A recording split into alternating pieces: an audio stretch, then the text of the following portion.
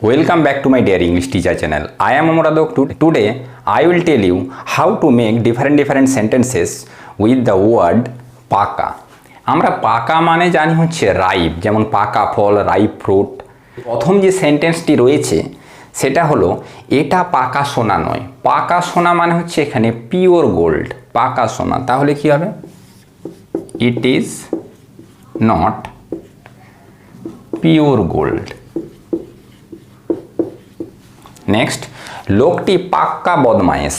এখানে পাক্কা মানে হচ্ছে কি কনফার্ম রগ, রগ মানে বদমাইশ। তাহলে কি হবে? দ্য ম্যান ইজ কনফার্মড রগ মানে হচ্ছে কনফার্ম রগ মানে হচ্ছে পাক্কা, রগ মানে হচ্ছে বদমাইশ। সে পাকা রাঁধুনি, পাকা রাঁধুনি মানে হচ্ছে সে কিন্তু এক্সপার্ট কুক। তাহলে কি হবে? He is an expert cook. Next, আমাদের গ্রামে কোনো পাকা রাস্তা নেই। পাকা রাস্তা মানে হচ্ছে মেটাল রোড। তাহলে কি হবে? There is no metal road in our village. There is no metal road in our village মানে হচ্ছে আমাদের গ্রামে কোনো পাকা রাস্তা নেই। নেক্সট সেন্টেন্সটি রয়েছে সে অঙ্কে পাকা। এখানে অঙ্কে পাকা মানে হচ্ছে সে অঙ্কে খুব স্ট্রং। তাহলে কি হবে? He is strong in mathematics. He is strong in mathematics. Next, ছেলেটি বড্ড পাকা। এখন পাকা মানে হচ্ছে এখানে সসি বা সেমলেস বা লজ্জা টজ্জা নেই, খুবই পাকা পাকা কথা বলে আর কি। তাহলে কি হবে? দ্য বয়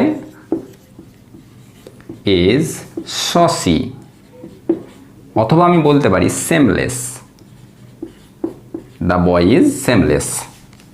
নেক্সট, তার চুল পেকে গিয়েছে। এখন পাকা মানে হচ্ছে তার চুল রাইপ হয়ে গেছে এরকম বলা যাবে না। এখানে চুল পাকা মানে হচ্ছে চুল গ্রে হয়ে গেছে। তাহলে কি হবে?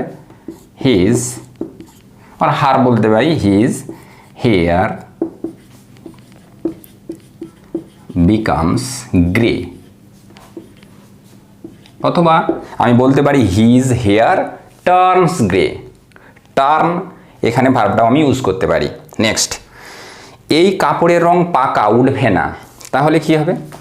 The colour of this cloth, the colour of this cloth is fast. Fast মানে হচ্ছে এখানে পাকা, এই হচ্ছে ফাস্ট। উঠবে না কি হবে? It will not fade. কি হলো আরেকবার দেখে নাও। The colour of this cloth is fast মানে এই কাপড়ের রং হচ্ছে ফাস্ট মানে হচ্ছে পাকা। ইট উইল নট ফেড, এটা উঠবে না, ফেড হয়ে যাবে না। ওকে, নেক্সট যে সেন্টেন্সটি রয়েছে দেখো, সে পাকা কলা খেতে ভালোবাসে। এখানে পাকা কলা মানে হচ্ছে রাইপ ব্যানানা। তাহলে কি হবে? He likes to it ripe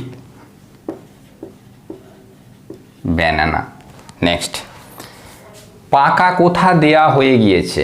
কাউকে পাকা কথা দেয়া হওয়া মানে হচ্ছে এখানে ফাইনাল ওয়ার্ড দেয়া হয়ে গেছে। তাহলে কি হবে? Final word is given. Final word is given. এবার যে তাকে দেওয়া হয়েছে বলে final word is given to him. Friends, if you are watching my video for the first time, please don't forget to subscribe my channel and press the bell icon.